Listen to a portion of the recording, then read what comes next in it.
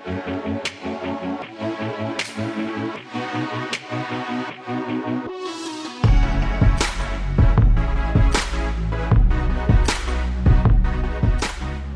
going on, everybody? Welcome back to another edition of the DFS OGs podcast right here on RotoGrinders.com. Back for another week talking everything Week 11 with my boys Notorious and Head Chopper. We'll recap Week 10, see how we did in DFS, see how the picks went, see how the golf went. I know Notorious big golf guy, so we'll see if he made any money there. But let me bring in my fellow OGs here, Chop, Notorious. Noto, let's start with you, buddy. How'd the golf go?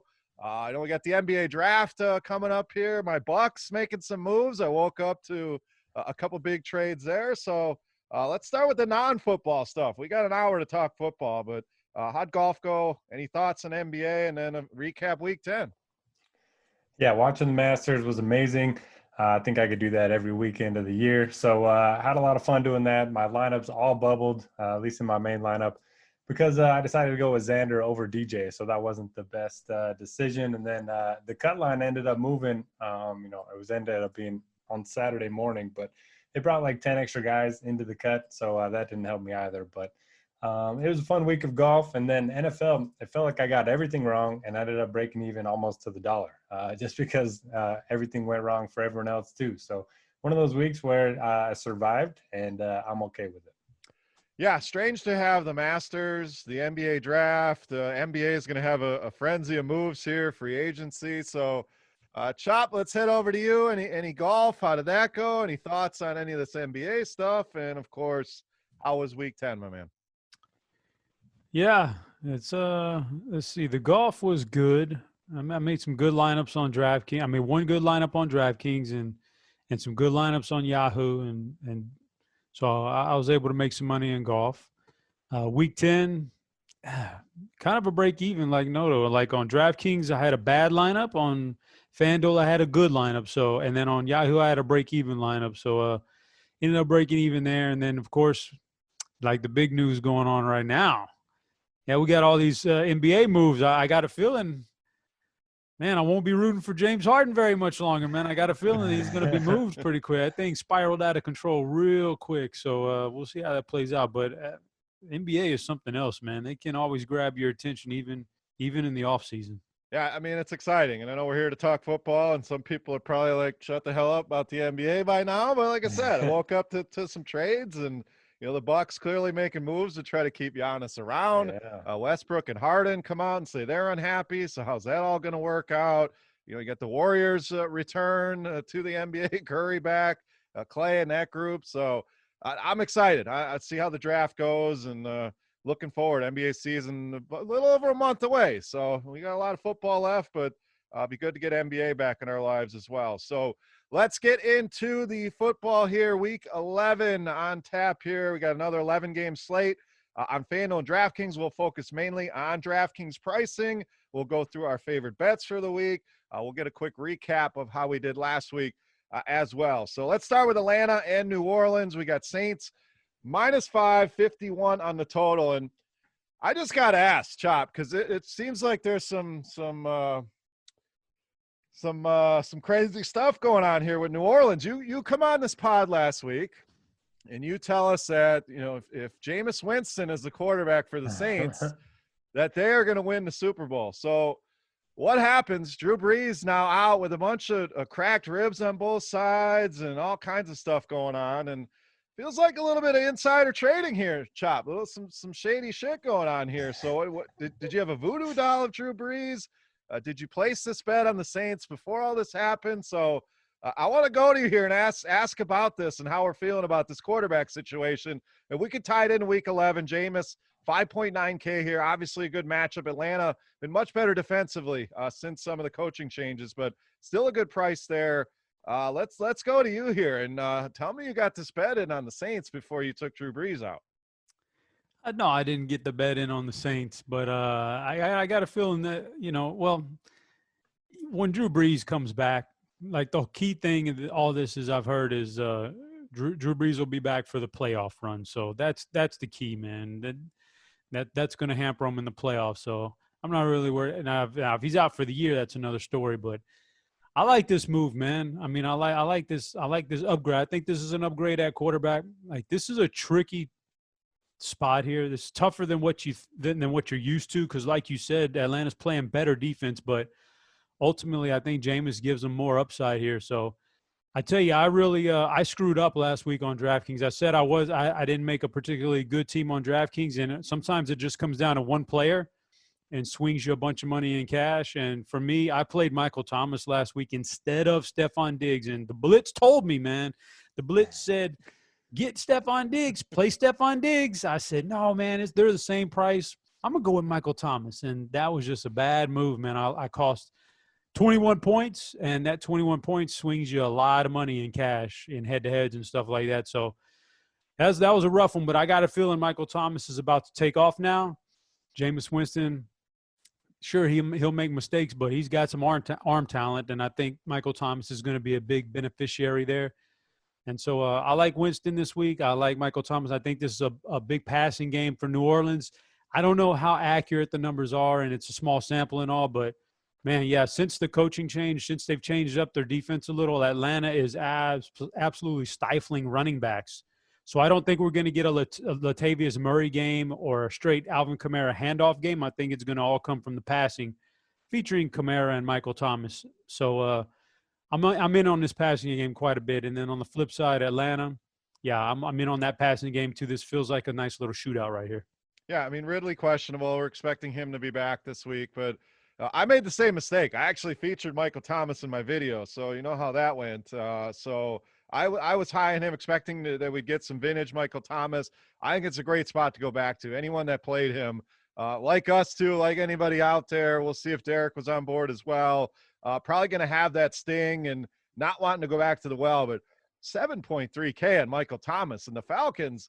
I mean, we're talking about a team top 10 in DVOA against the run and pretty close to the bottom against the pass. So your typical pass funnel here. They're playing better, yes, but it's still a secondary that you think you can obviously attack here.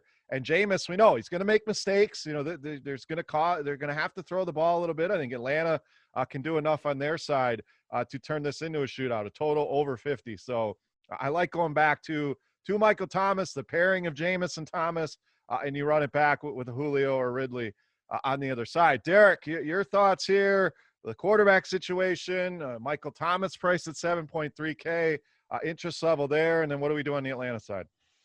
Yeah, I like Michael Thomas as well last week. I was lucky enough to play Diggs over him. But I do think you can go back. Jameis Winston only had 10 pass attempts last week, but a lot of them went to Thomas, and he was especially looking to get him involved in the red zone. So it sounds like, he's practicing more each and every week. His snap count went up to over 60% last week. So I do like Michael Thomas. Sean Payton likely doing the coach speak thing, says he hasn't named a starter at quarterback just yet.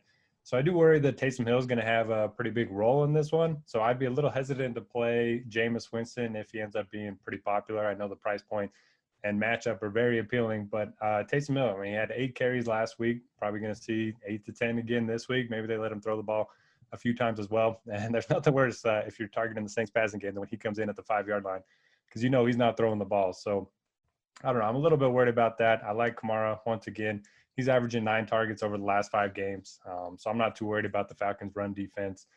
And on the other side, the only guy I'm really interested in is Julio Jones. His last 5 games against the Saints, 3 for 79, 11 for 147, 5 for 96, 7 for 149, and 5 for 98. I went back and checked, and Lattimore did play in the 2 games that Julio really went off. He's getting a lot of deep targets in these matchups. So don't mind running it back with Julio. And the one position that they have struggled to defend is tight end. If you want to look at Hayden Hurst, he does have at least 7 targets in 3 straight.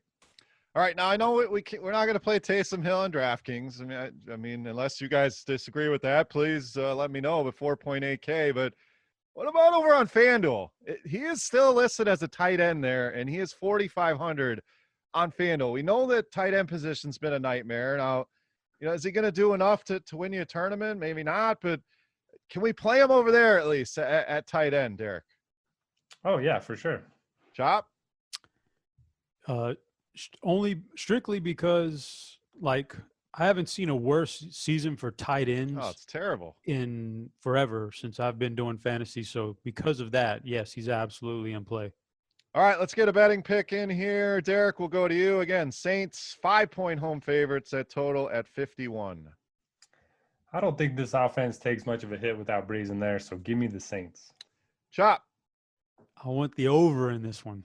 I want the over as well. I was hoping we didn't get painted into a corner there with a bunch of Saints picks, but I just 51. Like I said, I think they'll be scoring. That Atlanta offense playing well. I'll go over 51 as well. Let's get a quick recap of our Week 10 picks. And ho-hum, we didn't have any 8 and 3s. We didn't have any 2 and 9s this week. Just kind of hovering right around 500. Derek, you led the way at 6 and 4 last week. That'll bring your season total to 61, 50 and 1. I was 5 and 5, still sitting down at 50, 60 and 1. And Chop, you were 4, 5 and 1. You pushed the Arizona game, brings you to 58, 52 and 1. So we went 2 and 2 on our ones we agreed on. So nobody hit the parlay this week. We'll see if we can get it done here for week 11. Next game, we got Detroit and Carolina. Detroit got off like they do. They get off to a big lead, and they let the other team back in. They happen to survive, got that field goal at the buzzer and beat Washington. Carolina, a rough loss. We got some angry Toms, some big Ronald Jones runs, and Carolina took a beat down there against Buccaneers. But back in action here against Detroit. So Detroit, and both sides actually, the quarterbacks are the story. We have both guys, Stafford and Teddy Bridgewater, listed as questionable. So let's talk backup quarterbacks here, guys. We got P.J. Walker at 4.8K. We know he was a stud in the I forget the name of the league that's coming back, but he played well there. Chase Daniel, 4.9K on the other side. And the only other injury note, obviously Christian McCaffrey, questionable here. They're thinking he may be back, so something to keep an eye on. But 9.4K on McCaffrey. Mike Davis, they have him back up where he should be at 6.8K. So, Noto, let's go to you here. It looks like we could get some backup quarterbacks. So interest level in either of those guys under 5K and the rest of Lions, Carolina. Yeah, my interest level in the cheap quarterbacks always depends on the values of the rest of the slate. If there are better values at the other positions, then I don't really want to play Chase Daniel, PJ Walker. I know the matchups are pretty good for both of them, but I'd probably just rather play the position players. And I'm kind of hoping, we get Stafford and Bridgewater, because then this game could really shoot out. We saw that DeAndre Swift was going to get the start last week. I didn't put too much stock into it, but he had 21 touches for 149 yards and a touchdown. Maybe we're seeing a change of guard there in the backfield. He's priced up to 6,400, but we know the Panthers, one of the worst run defenses in the NFL. So I think he's pretty interesting. And then Kenny Golladay is questionable again. If he's out, maybe look to Marvin Jones. We write him off every single year, and then he, bounces back and proves to us that he's not dust. So apologies to Marvin Jones for my comments the last few weeks. He's been pretty good. 4 touchdowns the last 3 games. So don't mind going there. Then on the opposite side, whoever starts a running back is going to be, high on my list of targets. It's a great matchup. Detroit dead last in fantasy points allowed to running backs. And then if Chetty B is active, Anderson, Moore, Samuel, they all feel too cheap for, this matchup and the fact that they're playing at home in a pretty high total game. Yeah, and even P.J. Walker. He knows Matt Rule well. In the XFL, I don't know why I couldn't think of that, but that's where we saw him succeed. But these guys go back to Temple, so he's familiar with this. I don't think it'd be a huge drop-off, Chop. Yes, there's going to be a drop-off here, but I have a lot of interest here in him. It's tough to go down in quarterback this season with the studs putting a lot of numbers on the board, but we're missing Pat Mahomes on this slate, so maybe value quarterback could be the way to go. So interest level there in the rest of Detroit and Carolina. Oh man, yeah, I think there's, Teddy Bridgewater played better this year than I thought he was going to play passing the ball. So I'll give him credit there, but PJ Walker, I think, is probably in the same category. So I'm okay with that. I think you're right. There's not much of a drop off there.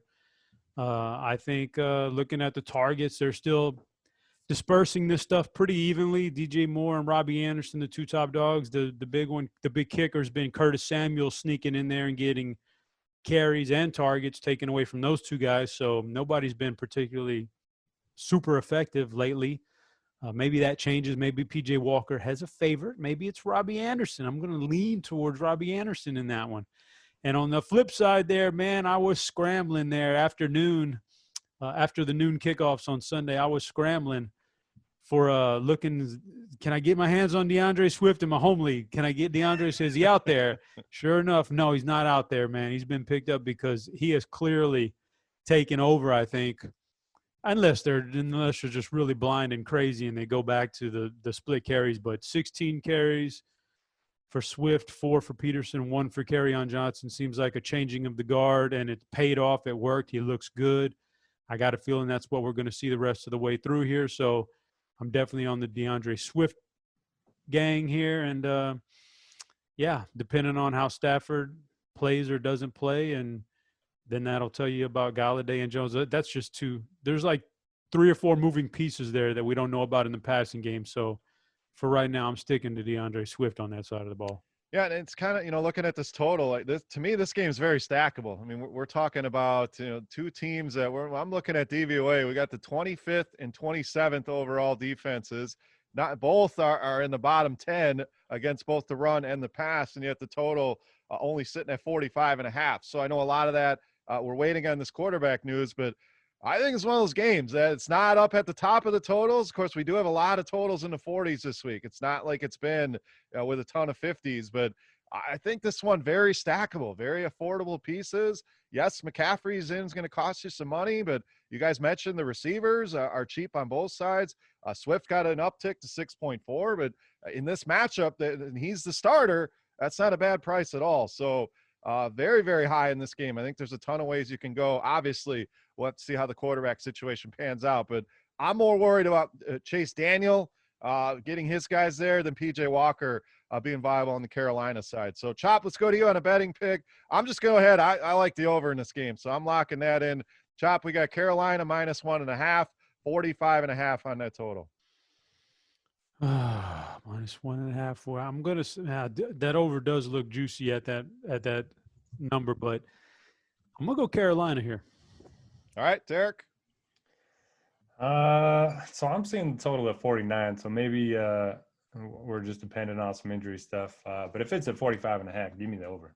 All right, well, that's what we're locking it in at. When I looked, there wasn't one on DraftKings, so I had to dig around a little bit. So it may be off a little bit, but even at 49, I'm still interested in the over. I'm seeing 45.5. Okay, so that's our official number to our boy Perfect. Mike Lynn, and just want to thank him again for tracking everything. So we'll go with the 45.5 here. But again, 2 terrible defenses here, 2 offenses that can do enough. Definitely a game I'm going to be targeting here in week 11. Next one, we got Philly and Cleveland. Philly side of things, Zach Ertz was activated from the IR. Does not mean he's back. We'll see. Expected to be back, though. So add another pass catcher there to an offense that's not been very good, led by Carson Wentz. Cleveland side of things, saw the return of Nick Chubb, 19 for 126 in that game against Houston. Hunt, also 19 carries. A lot of that, another very windy game there in Cleveland. So we'll see if we can get a non-weather game in Cleveland. But Chop, we'll go to you here. Close spread, a middling total here. We got a lot of these 45 to 49 point totals. This one kind of sits in that range as well. So not the most glamorous of games here. I'm not seeing a ton, but what do you got? Eagles and Browns. I'll tell you what, I'm absolutely disgusted in the Carson Wentz last week. I started Carson Wentz in the home league, cost me the game, his little 9 points. I could have started Herbert and got the 20 extra points or whatever, and that would have pushed me over the top on Henry, would have smacked Henry down.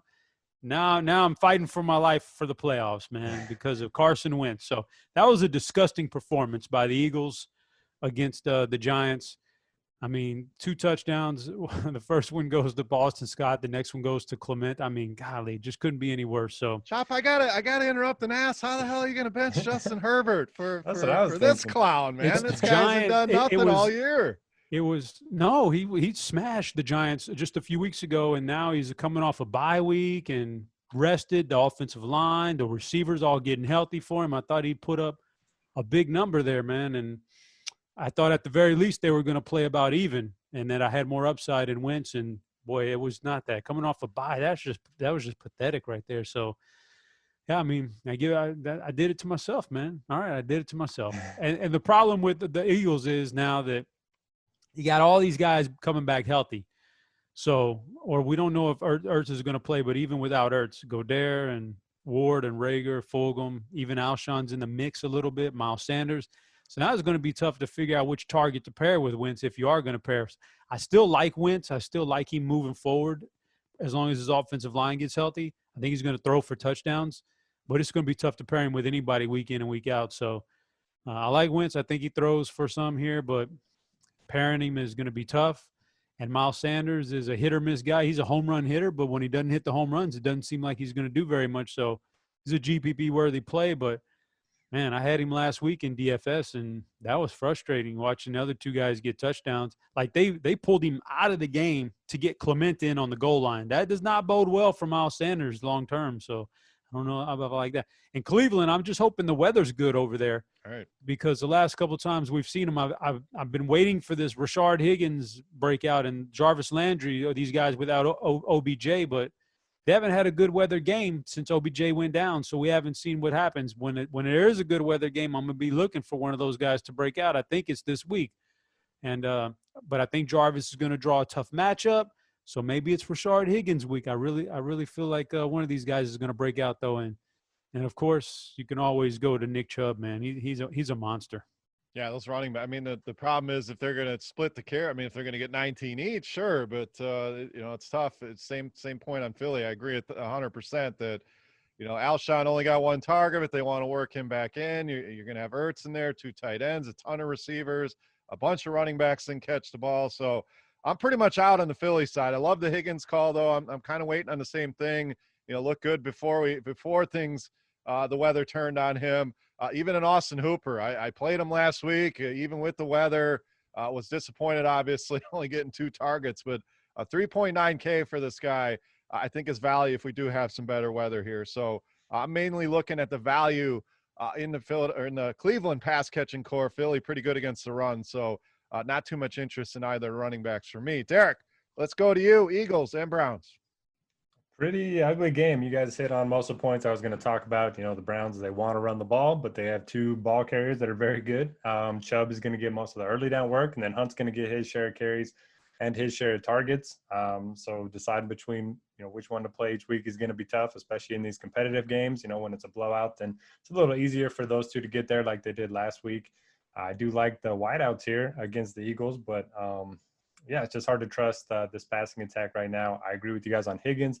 Landry could match up against Darius Slay, so keep an eye on that throughout the week. And then, both the tight ends in this game, Austin Hooper, Dallas Goedert, I think you can look at them, especially if Zach Ertz ends up being out.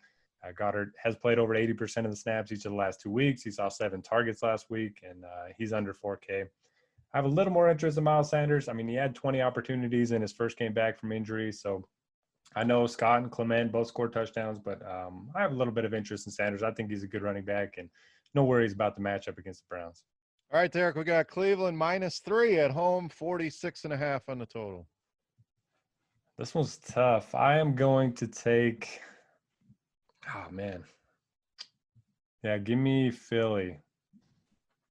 All right, I'm gonna go Cleveland here. I just can't back a team that just lost to the Giants, so I'm gonna go with the Browns here at home -3. I mean, I'd love to do something on the total, but we don't know if the wind's gonna be 90 miles an hour. I haven't had a chance to look at that yet, so give me Cleveland -3. Chop. Yeah, this just seems like the type of game Philly always goes in and wins. Like when you just count them out because they look like complete dog shit, and they go in and they beat a good team on the road and they fool you again, and Wentz looks great. So I'm gonna take Philly here.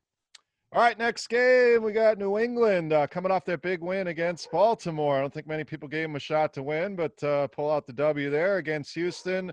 We just talked about the weather in Cleveland, so low scoring, ugly game there. Tough to take too much away from the Houston side. So guys, my main questions here are the running backs. I mean, we saw Damian Harris, 22 carries, 121 yards. We saw Rex Burkhead find the end zone twice. He's had back-to-back good games. And then Duke Johnson. Again, we didn't get much out of the return to Cleveland, but we know he's a starter, 5.4K here against New England. So, Derek, we'll go to you first here. These running backs intriguing. Even a guy like Jacoby Myers, 31 targets in the last 3 games. So I think there could be some value in this game. What do you got, Patriots and Texans? Yeah, I love both sides of this game. Halfway through the Jets game with the Patriots in Week 9, everyone was saying, "Oh, Belichick's tanking. They're going to try to lose the rest of the season," and then they came back and win, and then they beat the Ravens last week. So that was pretty impressive. I know Cam Newton, his arm doesn't look great right now, but he seems super motivated. All he talks about is how he wants to win and be better. And he has 30 rushing attempts the last 3 games. He has 4 or 5 rushing touchdowns over the last 4 or 5 games. So I love the spot for him against his defense. Is 22nd in DVOA against the pass, dead last in DVOA against the run. I like pairing him up with Jacoby Myers, like you mentioned, 31 targets over the last 3 games. They even let him throw that trick play touchdown to Rex Burkhead last week. Only 4,900. Love that stack. And then Damian Harris, I like him a little bit more on FanDuel. He has topped 100 yards in 3 of his 6 games this season. And again, Texans dead last in DVOA against the run. So I like the Patriots quite a bit. On the Texans side, I'm going to throw out last week's game. They were in that Cleveland windy game, so no surprise that their offense struggled a little bit. I think they get it going here. The Patriots defense is a little interesting because they're 17th or better in fantasy points allowed to all the positions, but Football Outsiders has them bottom 3 against the run and the pass. So probably just because they haven't played any good offenses. I think Deshaun Watson bounces back. You can pair him up with Fuller Cooks, and then Duke Johnson played on 95% of the snaps. I know he didn't do much. I know he wasn't involved in the passing game, but a guy that's going to play on basically every snap that is capable of catching the ball out of the backfield against a pretty bad defense. I'll take my chances. Yeah, I like going back to him as well. It's a good price, a guy that's going to be involved, like you said. And I think a lot of people still look at this as the Patriots D. Last year they were the D to own in season long, put up a ton of points.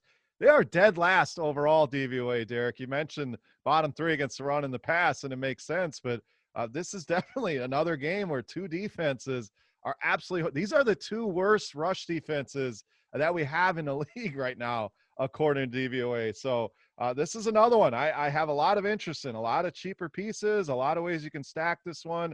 Chop, let's go to you. You as optimistic as we are on this one? No, I don't think I am. I think the New England sides, the points y'all are making, yeah, Jacoby Myers and Cam Newton, I like that, and Damian Harris.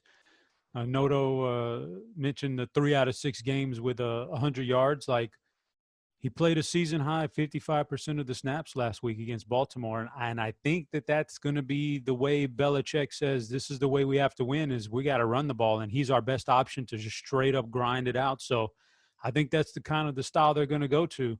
So I do like Damian Harris again in this good matchup. On the flip side, the Houston, like, that's not an easy matchup. I know. Well, see, Duke Johnson, I just don't think Houston's capable of lining up and running the ball like a normal team and saying, okay, you're bad against the run, Duke Johnson's going to beat you again. I don't know if they're capable of doing that. Like, they're just not good like that. They just let Watson freestyle too much, and that's their thing. And so then I'll be tuned into the injury report. Is Stephon Gilmore going to come back this week? If he's in there, if the secondary's getting healthier, then they're going to have a tough time against this New England defense. So I'm just not as optimistic on the Houston side. But I like Damian Harris, man. I like Damian Harris as a 100-yard guy this week to get the bonus and find the end zone. All right, how about a bet, Chop? We got Patriots road favorites here, -2.5, 47.5 on the total. I'm gonna go with a grind out game here, so give me the under. Derek? I'm going to go with the Patriots. We're going to be all over the board. I'm going to be the sucker here and take the points at home with the Texans. So no 3 for 3s yet. We haven't hit anything yet. We're all over the place. But I do like this game for DFS purposes as well. All right, moving on. Tennessee and Baltimore. Tennessee, a rough game there against Indy. Baltimore, we just talked about coming off a loss as well at New England. No major injuries on either side. So both teams coming healthy here, Chop. Total nearing 50 in this one. Who stands out, Titans and Ravens? Man, it's a good question right there. Is for Baltimore, it's like, what do you even mess with anymore on their offense? What can you even trust? I mean, they're just not getting the ball to Marquise Brown. I mean, I want to keep going to him because eventually he'll have that big 4 catches for 150 yards and 2 touchdowns. But he's probably just going to do that once this year, and you better be lucky and hope you're on it that week. But otherwise, you're going to be burning money every week like you have been. Mark Andrews is definitely a threat here. So I kind of like Mark Andrews. But that backfield, oh, my gosh. That's a mess. I mean, just when we thought we had maybe Dobbins is going to step up here and do something, all of a sudden you get like Justice Hill gets carries, and you got a 3-headed monster, a 4-headed monster now. So got to avoid the backfield. I guess Lamar to Andrews is an okay combination. Take a shot with Marquise Brown. Tennessee, this is a tough matchup against Baltimore, so I don't know how amped I am on them. I mean, A.J. Brown and Derrick Henry are always in play because they're so good, but on the road against this defense is not really where I want to spend $8K and $7.2K at those skill positions. So I have a hard time finding anybody on Tennessee I like.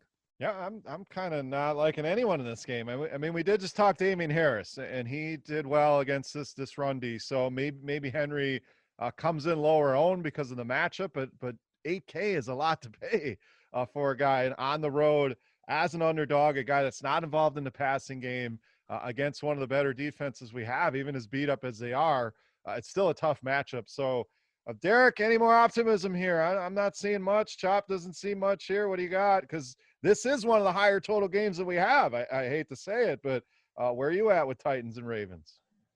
Yeah, if the Ravens don't win this game, I mean, they have all the narratives going for them. The Titans knocked them out of the playoffs last year in Baltimore, and then they're coming off of a bad loss to the Patriots last week. So they got all the narratives going for them. They're playing at home. They should bounce back. At least I'm expecting them to. The Titans defense is pretty bad, but I just don't know where to go outside of Lamar Jackson. And he hasn't been great this season. Still averaging 21 fantasy points per game. So the ceiling is still there if you can find the end zone a few more times. But yeah, Marquise Brown, Mark Andrews, like you guys mentioned, they just haven't done a whole lot, likely because, Lamar hasn't been great through the air. But I think they're in play, especially if they're going to garner low ownership, because I do think they have a lot to play for here. And Chop summed it up perfectly on the other side. Derrick Henry and A.J. Brown, both capable of having big games, but they're expensive. They're on the road. They're in terrible matchups, so I'm probably going to end up fading. All right, I do like that Andrews price, 4.9. He kind of stands out. We know he's got that 2-touchdown upside, so I do like him. But all in all, for a game approaching 50, not a ton of interest, but maybe one you want to attack. If everyone's going to ignore this one, we can maybe get a shootout. Maybe this is one we need to be looking at. So, Derek, we got Ravens -6.5 here at home, total at 49. I'm buying the narratives. Give me the Ravens. Going Ravens as well. It's this Tennessee team. I don't think it's the same Cinderella story as last year. You're starting to see some of the kinks in the armor here for Indy to be able to handle them that easily. You mentioned the narratives of Baltimore. I think the Ravens win this one pretty easily. I will go Ravens as well. Chop, what do you got? I wish they'd have that same storm brewing in this game, because Derrick Henry would probably crush this defense if there was that kind of weather. But if it's gonna not be a weather game, man, I'm gonna take the under. That's a kind of a big number. I'm gonna take the under here. All right, moving on. Next game, Pittsburgh. Big road favorites here, traveling to Derek's Jacksonville Jags. Who, Derek, I got to give it up. They hung in there. They should have beat Green Bay. So a spirited effort there for the Jags. Came up just short. Pittsburgh coming off that big win against Cincinnati. So no major injuries here either. Chris Thompson was put on IR on the Jacksonville side of things. So obviously that only means good things for James Robinson as he continues to be one of the best running backs in the league. And no one thought we'd say that, but continues to put up numbers here. Pittsburgh side, it's another week, same question. Who the hell do we play at receiver? I'm going to lean Deontay Johnson again, 11 targets, and he remains the cheapest of these three once again here this week. So, Derek, we'll go to you here. Pittsburgh receivers, I think is the big question here. And you're the Jags fan. How do we want to attack? Do we actually get a James Conner week here? Or do we just continue to roll out Ben and his receivers? Yeah, I think that's the answer on the Pittsburgh side. I tried to buy into James Conner last week in the wind game, 50-mile-per-hour gusts, and the Steelers threw the ball 47 times when they were up 3 scores. It kind of goes to show how much or how little faith they have in James Conner right now. He doesn't look great out there, so even in a great matchup, I don't think I'm going to buy him. You mentioned Deontay Johnson. In the games where he's played all 4 quarters, he's seen 10, 13, 15, 10, and 11 targets. So double-digit targets every time he's played all 4 quarters. And he's still the cheapest of the 3. Give me him over Juju and Claypool. But again, I mean, they're all pretty talented, and Jags secondary is basically playing with guys off the street. So Should be a great spot for the Steelers passing attack. For my Jaguars, I mean, it's pretty bad. I know they put up a fight against Green Bay, but they had that touchdown on special teams or defense.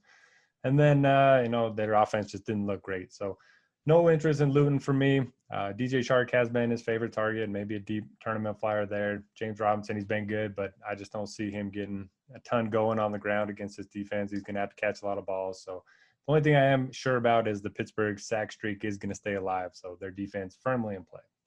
All right, Chop, same question for you, because these guys are all getting targets. I mean, I don't know that there's a wrong answer here. The price is kind of tightened up here, but 13 targets for Juju, 11 for Johnson, 10 for Claypool. This feels like a double stack kind of game with Ben. So leave one out. Let's do it that way. You can't play one of them. Who are you leaving on the sidelines? That's crazy. It's because I really probably couldn't. But I mean, if I have to leave one out, it's going to be Claypool, just because it looks like he gets, the lesser snaps out of all of them. And when you look at his upside to downside, he has good upside, but he also have massive downside. Like Juju's been pretty steady here this past month, like steadily cracking some good yardage numbers, and he gets in the end zone. Deontay, probably the best out of the three of them when healthy. So I would leave Claypool out, but they're all three in play. Like you said, all three of them got double-digit targets last week. And when I thought, like Derek did, they had no business throwing the ball in that weather and with that score. So, but they did. So, yeah, and I'm out on James Conner until further notice. So I think you summed it up there. And then on the Jacksonville side, yeah, you got to love running backs to get 80% of the snap count like James Robinson does this year, but can't mess with any of these guys against Pittsburgh's defense. It's just not. I just don't think you're going to win very much by attacking that type of matchup. So who's the running back? I mean, if we want to stack Pittsburgh, I mean, we don't have to run it back. I don't think you have to, man. I don't think you have to anymore. Like, I think, like for me, when it comes to stacking in the NFL, I always thought there's only one real stack you have to have in tournaments: the stack of a quarterback with at least one wide receiver. That's the only real must-have stack.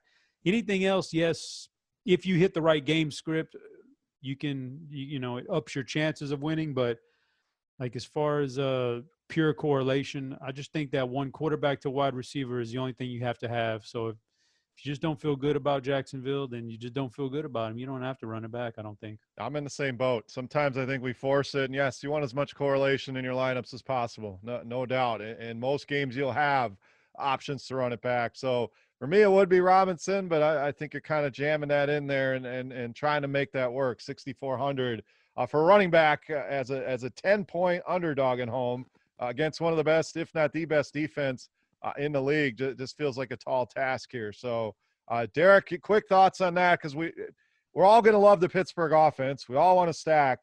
Do you agree with us? Disagree? Is there one guy that stands out as a run it back, or don't force it?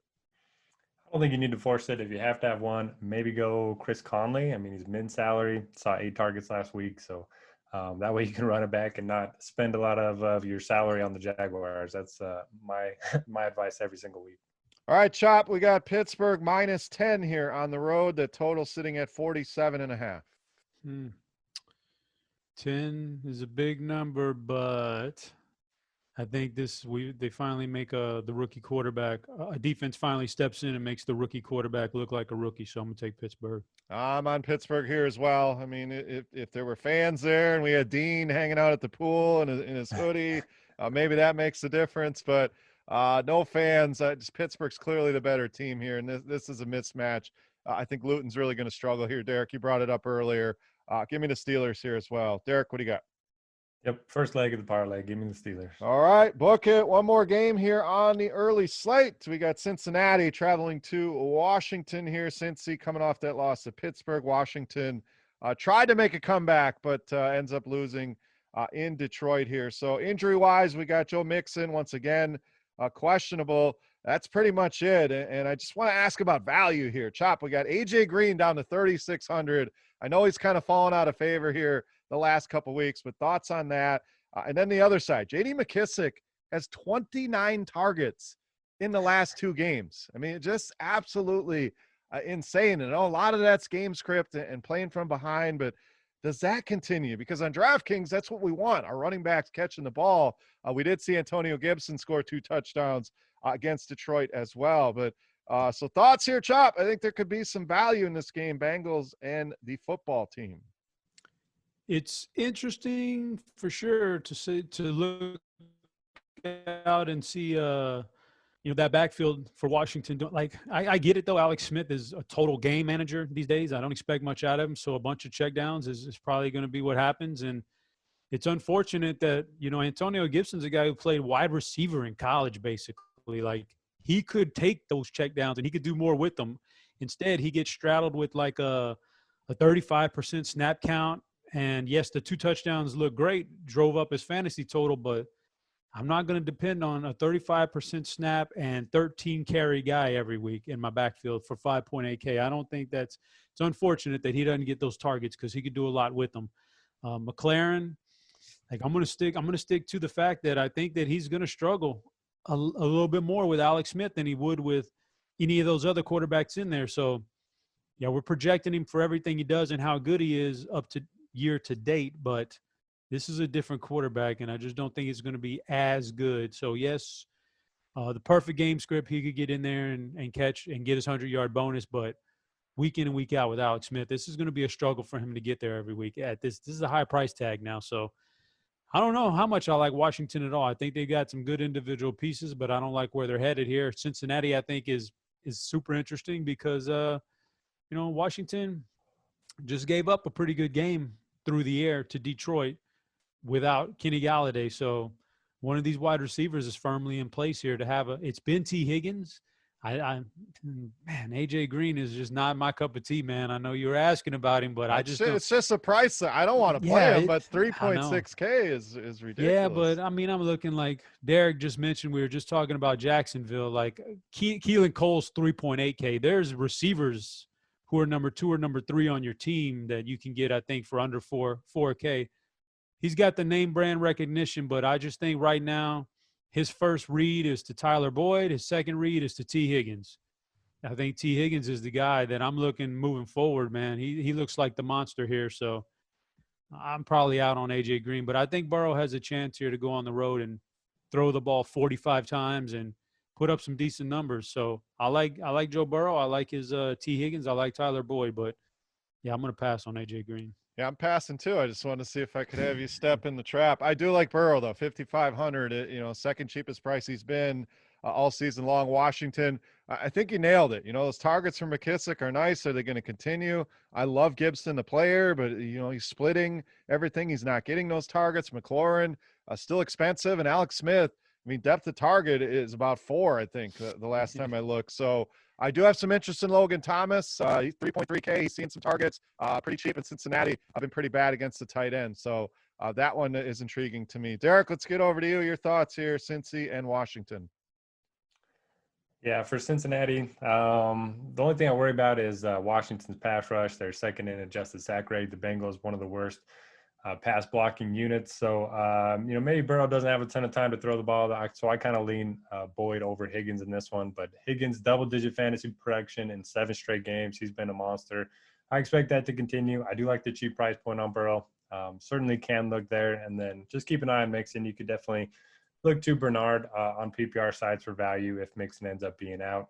No interest in A.J. Green, though. I'll let you play him, Beer. And then on the other side, yeah, the whole week, in my articles and my shows, I said, J.D. McKissick, he'll never get 14 targets again ever in his career, and then he gets 15 the next week. So I got to stop talking bad on players because I'm having to eat my words the very next week. But I don't expect that to continue, obviously. They've been down 3 scores in both of those games. So maybe Gibson gets up to like a 45% snap share Chop, and then we can play him. I think he is the better back of the two. I know Alex Smith is going to check it down, but Gibson still does get a few targets.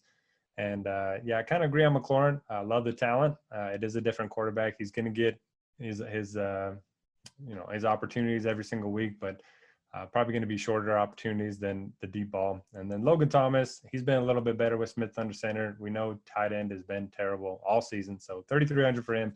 Don't mind it against a team that's allowed the second most fantasy points to the position.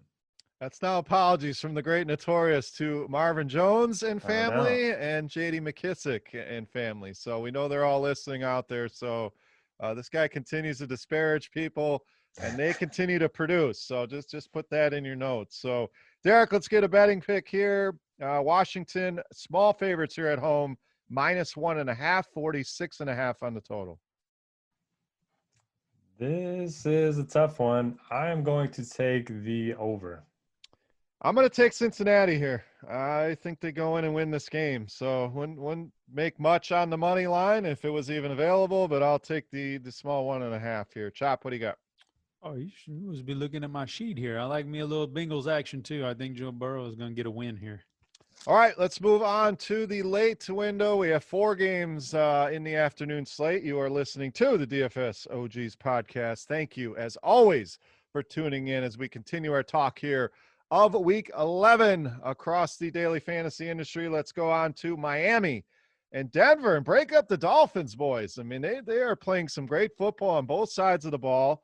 They are favorites here in this game traveling to Denver. So obviously Drew Lock, questionable on the Denver side of things. I don't think it's anything too serious, but got to keep an eye out on that one. Miami, we saw Mr. Ahmad take over at running back there, only 4.8K, so interest level there. Grant remains a value you could play. So, Derek, we're going to go to you here. The Dolphins playing well. It's one of those middling totals sitting at 45. Thoughts here traveling to Denver? Yeah, Ahmed played 75% of the snaps, looked pretty good. Yeah, he's a smaller running back, but he's shifty and looks pretty quick out there. And the Dolphins responded by cutting Jordan Howard on Monday. So I think he's certainly interesting. He's under 5K. And then with Preston Williams on IR, don't mind going back to Devontae Parker or Jakeem Grant. Grant had a pretty nice game against last week, and he's still only 3.5K. So some interest, but it is a tough spot to play on the road against Denver. It's typically the time of year where you definitely want to monitor the reports, the weather reports in Denver.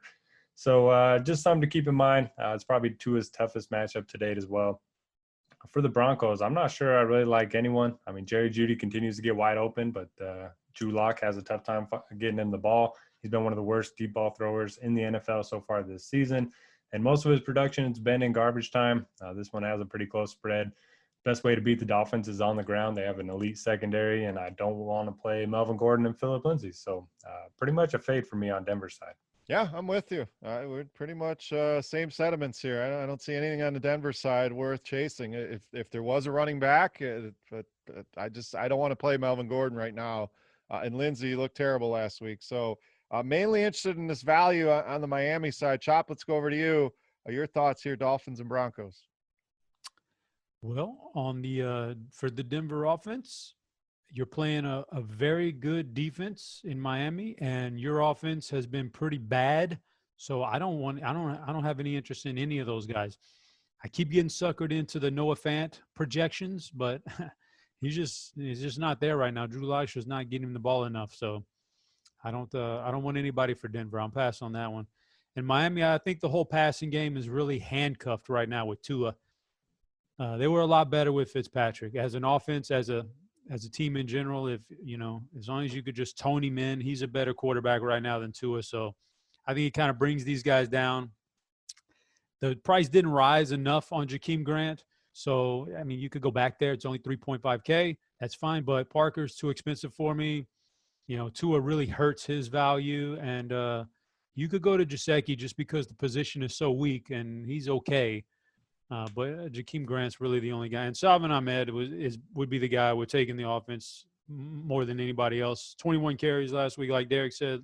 Big snap share, 21 carries, fair price. Anybody you put in that backfield so far that has any agility has looked good. Myles Gaskin looked good. Ahmed looked good. So I would say that's the way they're going to attack is through Ahmed. So that's the number one guy for me. Yeah, and it's been one of those offenses that they want to feature one guy. And we saw Gaskin. I mean, so it's not one of those backfields where you're going to get a ton of guys working in and a ton of splits. So 4.8K for a guy going to get 20 touches. And the matchup, it's not great, but it's not what I'm going to avoid either. So definitely interested there as well. All right, Chop, we got Dolphins favored, like I said, -3.5 here. The total sitting at 45. 3.5 is going to be. Oh man, you have to go to Derek first. I got to think about this one. All right, Derek, over to you. Give me the under. The Broncos haven't been able to move the ball. I think Tua's going to struggle a bit on the road, so give me the under. I said it last week. I'm gonna say it again. I'm gonna continue to ride Miami here. It's been one of the few that I've been picking right here every week. So I just the way they're playing with a lot of confidence. They're playing right. They're not putting too much on the plate of Tua. I know this can be a tough place to play, but again, without fans and unless it's a crazy weather game, they're the better team offensively, defensively, and coaching wise. I'm gonna continue to go with the Dolphins. I'll lay the 3.5. Chop, are you ready? Yeah, just glancing at it, it looked like it opened at 1.5 for Miami. Now it's up to 3.5 already. That probably indicates bad sign for Drew Lock. So I'm going to take Miami here. All right, moving on. 3 games left. We got the Jets coming off a bye, going to the Chargers, coming off that loss to Miami here. So 2 teams kind of struggling here. Jets side, we already know Sam Darnold is out. So Joe Flacco in the mix at 5K. Chargers side of things, no major injuries. I don't think we get Austin Eckler back. Sounds like week 12.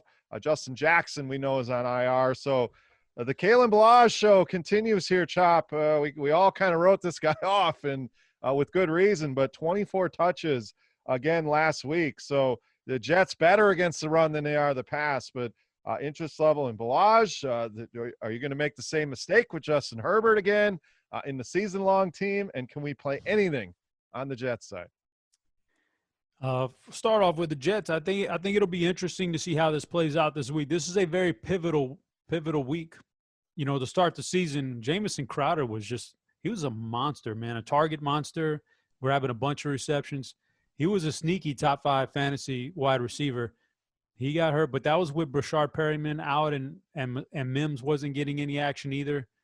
So it's going to be interesting now that Mims is in, Perryman's in, and Perryman dominated against the Patriots here this past game, last Thursday night. So it's going to be interesting to see who steps up here. If Perryman steps up in this game, then I think it's kind of a changing of the guard. Perryman's the guy, and Crowder's the second option, or vice versa. We'll see if they can respond there. So those are the 2 guys I got my eye on, and I'll take either one of them in fantasy and GPPs. I'll take a shot at them. But other than that, I don't want Flacco or the running backs or Chris Herndon. I think he's caught like 2 passes all year long. I don't want him. If that, I think it might be 1. It might be 1, man. And for the Chargers, I will not make that mistake. I will be playing Herbert over Wentz this week for sure. So I think Herbert's going to bounce back here and have a good game. That was just a tough matchup last week, and he still got there with some good fantasy points, but this is a much lighter matchup for him. I'll take Herbert, and we'll see how his wide receivers shake out. But I kind of like Mike Williams this week as a little sleeper action. So I'll take Mike Williams, and I mean, if they build a lead, they're going to run the ball. And Kalen Balazs is the guy that they've favored so far. So with the injuries, so I mean, he's absolutely in play. I think anybody you think is going to get the majority of the action for the Chargers is going to be in play. And right now it's Kalen Balazs. So I'll definitely keep him in my player pool. All right, Derek, let's go over to you. I mean, this is a great matchup for the Chargers passing game. I mean, this team is dead last against the pass. We know that. So interest level in Herbert, is this a stack with Allen, a double stack? Do you like Williams, like Chop said? And the Jets, I think it's Sam Darnold just loves throwing the slot guys. I think, with Jamison Crowder, we saw him only have 2 targets there. But do we believe in this Perriman game? Is there a connection with him and Flacco? So anything on the Jets side to run it back here? We obviously love the Chargers. Where are you coming on the Jets? Kind of crazy. The Chargers are 2-7. Their point differential -19 on the season, better than half the teams in the NFL. So I got to think they're going to win this game pretty handily. I know they are the Chargers. They always seem to find a way to make these games close. But you mentioned it's a great matchup for the passing attack. Dead last in DVOA. You got to like Herbert. You can pair him up with Keenan Allen, his usual favorite target. But like Chop mentioned, I like Mike Williams. He's had a string of bad cornerback matchups. Everything's been force feeding the ball to Keenan Allen. I think Mike Williams gets going in this one. My only concern is if the Chargers get up big early and they, turn to the running game. I don't really want to pay $5,600 for Kalen Balazs. I know he's been good. He's looked a lot better than he did with the Dolphins, but that price does seem a little bit more than I want to pay, especially for a defense that they can at least do something against the ground game. And then for the Jets, yeah, I don't know. I mean, they don't want to win. They have yet to win a football game so far this season. They're going to have the number 1 pick if they continue this up. So maybe take a shot at Denzel Mims. I get the price points on Crowder and Perriman, but I just don't trust anyone right now. All right, Derek, we got Chargers -8.5 at home, total at 47. I'm going to take the under. I feel like the Chargers should win this one, but I know better than to bet on them with a big spread. I had the exact same thought. So again, now it's like you're in my head here. Like, the Chargers find a way to blow it. The Jets don't want to win a game. Nobody wants anything here. This number seems a little bit too high. So I'm on the under here as well. Chop. Man, it's unfortunate here, guys, but I got to go with the over here. I got to take the over. Right. Hey, don't force it. Yeah, I'm glad we didn't go through. I feel like Herbert, like you guys said, I mean, he should score at will here. So 3 touchdowns and then maybe sprinkle an extra one in there. There's 28 points. And then I think the Jets can hang in there a little bit on offense. So I'm going to take the over. All right, moving on. We got the highest total game on the week. Green Bay traveling to Indy to take on the Colts. Colts, small favorites here. At home, Green Bay struggled, survived against Jacksonville. Indy, impressive win going into Tennessee and getting it done. So injury-wise, Jack Doyle remains in the concussion protocol. So he obviously got his bell rung pretty good. Green Bay side, Alan Lazard will be cited tomorrow, so Wednesday, if he's going to make his return here. But Derek, I'm going to go to you here. We know the Green Bay side is pretty simple. It's Rodgers, it's Jones, it's Adams. So what's your priority level there in a tough matchup with the Colts? But my question for you, these damn running backs on Indy, because we know this is a great matchup. It may be the best matchup for running backs, but can you trust any of these guys? Taylor at 5.8. We saw Hines reemerge at 5.2. Can we believe in that? Because we've seen this before, coming off that big game in week 1. Then he disappears in week 2. So break down. Green Bay, can we pay these prices against Indy? And then these Indy running backs, anyone stand out above the rest here against Green Bay?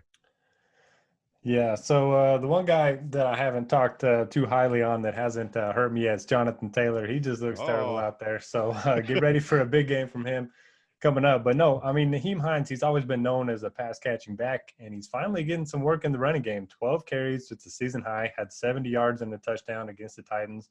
And he's also going to get, a bunch of targets each and every week. Phillip Rivers, similar to Alex Smith, just wants to check the ball down. And Hines has had 3 multi-touchdown games already this season. So if I'm playing anyone in that backfield, it's going to be Hines. He played a season-high 55% of the snaps as well last week. Maybe they're just going to start playing their best guy. That's what I think they should do against the Packers here. For the passing game, Phillip Rivers just doesn't have any rushing upside, so can't really play him. And kind of looks like Michael Pittman might be the best receiver in this offense. I don't really want to trust any of them, though. Maybe look to Trey Burton, like you mentioned, if Jack Doyle's out.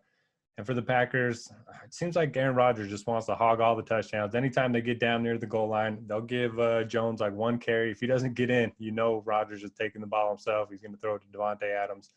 But this is a very tough matchup. Indy 4th against the run, 4th against the pass, and DVOA. My favorite target there is going to be Devontae Adams. He's just going to get a lot of targets in a competitive game. Even last week when, they were supposed to be playing with a big lead in the wind, in the snow, all that, still had 12 targets. Touchdown machine. So give me Devontae over Jones this week.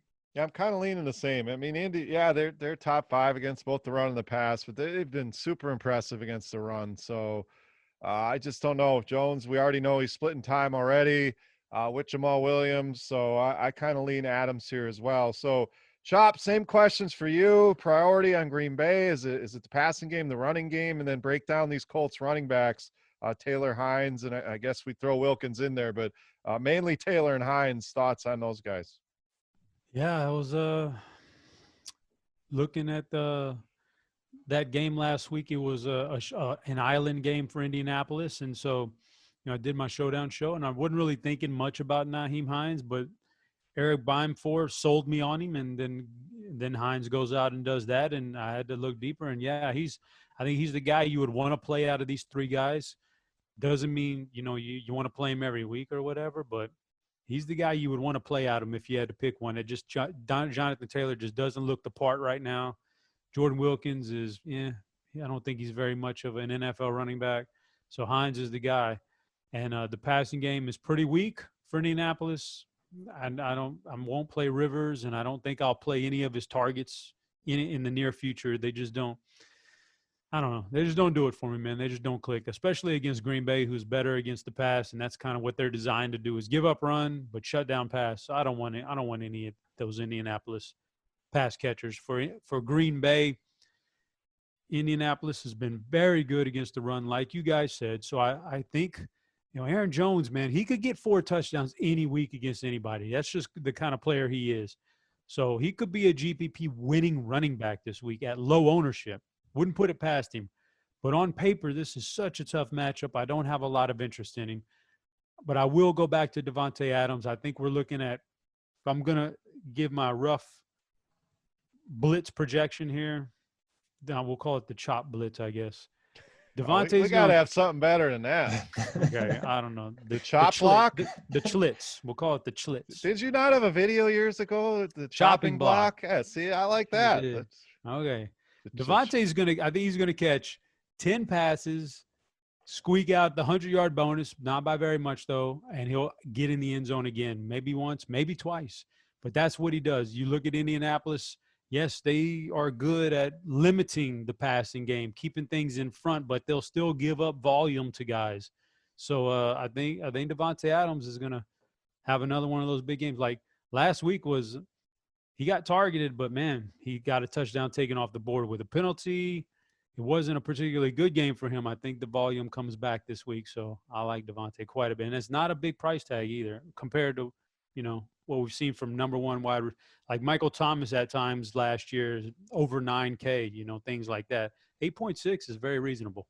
Yeah, and it's small sample police. They're going to come after me, but road games, he's put up some massive number. I mean, at Minnesota week 1, 44.6 DraftKings. That Tampa Bay game was a debacle, but at Houston, 47.6. At San Fran, 36.3. So those are the road games this season. So I think it's a great spot here for Adams as well. Chop's calling the Chop Blitz, whatever the hell we're calling it. You basically gave him a 30 burger there, Chop. So 8.6, that's kind of what we need. But I think he's squarely in play here against Indy. What about a bet here, Chop? Colts -2.5 at home, 51.5 on the total.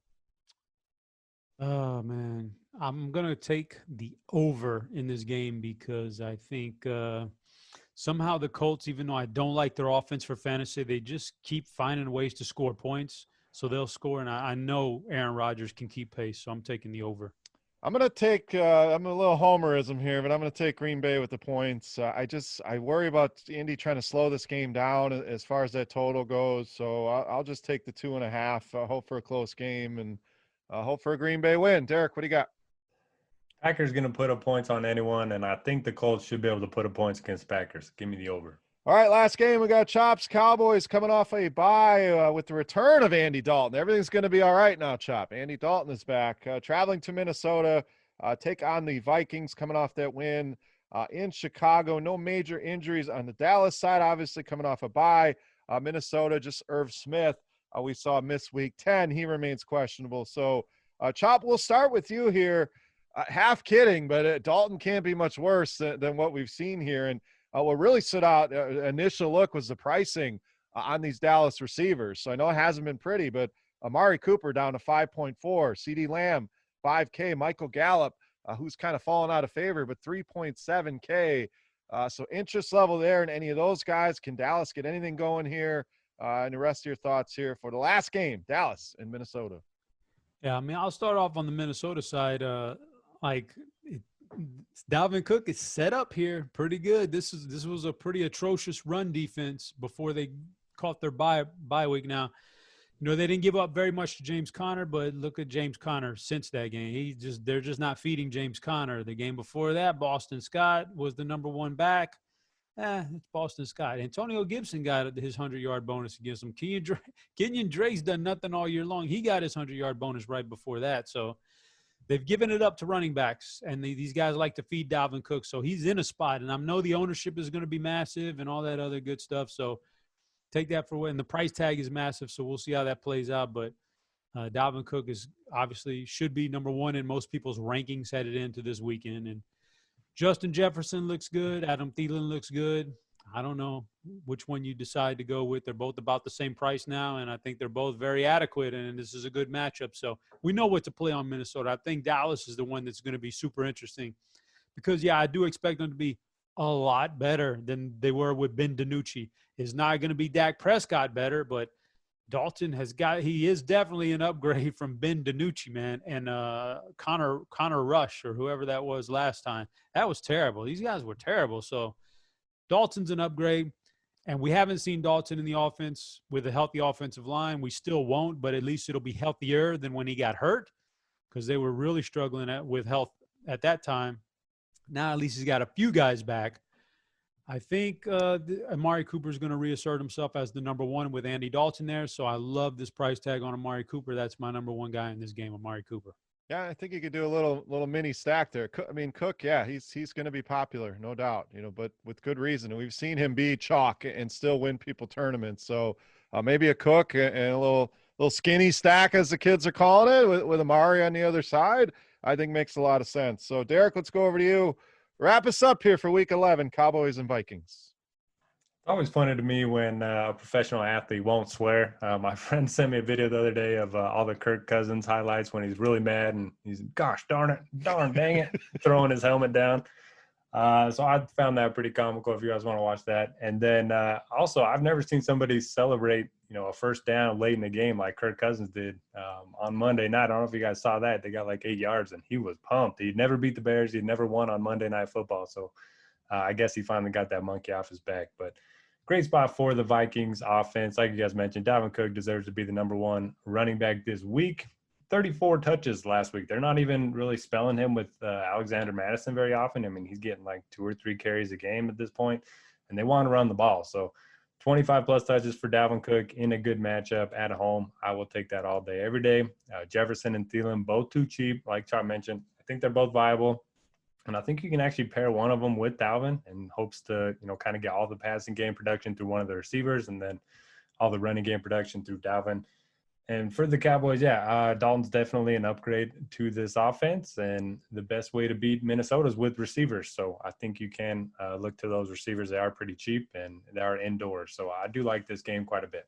All right, Derek, last betting pick. Vikings minus 8.5. The total sitting at 47.5. I like the over. I think the Cowboys can put up some points here. I'm torn on this one. Let's go to Chop, see what he thinks. I'm not gonna force one here, but I need a minute. I mean, my initial instinct here was coming off a bye, Dallas can score some points. I'm gonna take the over. 3, 4, 3, 3, 4, 3. That was my initial lean. So I don't like the spread. Looks like where it should be. I just don't want to lay points. I'm gonna go the over. Hopefully I didn't force it there, but that was the initial thought. So Minnesota's D playing better, but I think they'll score points. I think Dallas will be able to put up points. I'll go over there as well. So does that give us an official betting card here? I got us down for Pittsburgh minus 10 and Vikings over. Am I missing anything? Actually, no, you're right. Because Chop did the over on the one. We did the under. So only 2. So little mini. Those aren't fun though. Two teamer ain't fun.